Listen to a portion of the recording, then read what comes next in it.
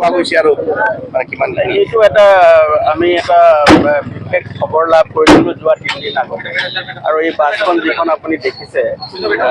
MN নাম্বাৰৰ bus এইখন বাছখন মণিপুৰৰ ডিচিপুৰৰ পৰা আহিছে। যেতিয়া আমি বাছখনৰ খবৰ পাইছিলোঁ বাছখনৰ খবৰ পাই যোৱা 3 দিন ধৰি আমাৰ এটা বিশেষ দল লাইলাপুৰ অঞ্চলত থাকি আছিলে আৰু তেওঁলোকে যোৱা 3 দিনৰ পৰা ৰাস্তা বেয়া কাৰণে আহি থাকোঁতে তেওঁলোকে আজি ৰাতিপুৱা আমি লাইলাপুৰৰ পৰা আমি গাড়ীখনক আমাৰ যিটো এটা বিশেষ টিম আছিলে কাছাৰ পুলিচৰ এটা টিম আছিলে তেওঁলোকে ফ'ল' কৰি আহিছিলে আৰু আহি আমি ইয়াতে ইণ্টাৰচেপ্ট কৰাৰ পিছত আমি যেতিয়া আপোনালোকে দেখিছে যে ইয়াত 3জন ব্যক্তিক আমি ইতিমধ্যে কাষ্টডিত লৈছোঁ আৰু 3জন ব্যক্তিৰ পৰা তেওঁলোকে অবৈধভাৱে সৰবৰাহ কৰা নিচাযুক্ত সামগ্ৰী আমি তেওঁলোকৰ 3 কেজিৰো অধিক আমি জব্দ কৰিছোঁ আৰু তাৰ লগতে ইয়াত অবৈধভাৱে বিদেশী চিগাৰেট আৰু এই গৰ্জিলা বুলি ইয়াৰ এটা বিশেষ দ্ৰব্য আছে সেইটো তেওঁলোকে ইয়াৰ পৰা অবৈধভাৱে সৰবৰাহ কৰি আনিছিলে আৰু গোটেইখিনি বস্তুৱে মানে এটা আপুনি দেখিব যে এইখিনি বিদেশৰ পৰা তৈয়াৰ হোৱা বস্তু আৰু যিখিনি নিচাযুক্ত সামগ্ৰী আমি মৰফিন যিটো আমি টেষ্ট কৰিছোঁ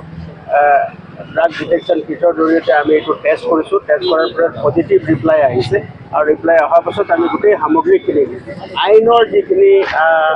নিয়ম পদ্ধতি আছে সেই পদ্ধতি সকলোখিনি মানি চলি আমি এই বস্তুখিনি জব্দ কৰিছোঁ আৰু এতিয়া বাকীখিনি যিখিনি আইনগত যিখিনি দিশ আছে এইখিনি কৰিবৰ কাৰণে আমি এতিয়া সাজু কৰিছোঁ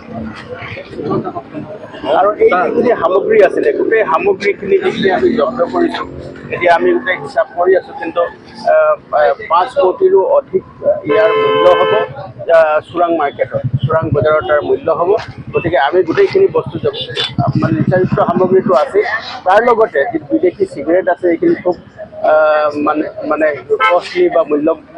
মূল্য আছে এইখিনি চোৰাং বজাৰত আৰু গৰ্জিলা বুলি যিটো প্ৰডাক্ট আছে সেইখিনিও আমি জব্দ কৰিছোঁ গতিকে এইখিনিখিনি হিচাপ পত্ৰ কৰাৰ পিছত ইয়াৰ প্ৰকৃত মূল্য আমি ক'ব পাৰোঁ কিন্তু যিটো প্ৰাৰম্ভিক তদন্তত দেখা গৈছে যে এইটো এটা চুবুৰীয়া ৰাজ্যৰ পৰা অহা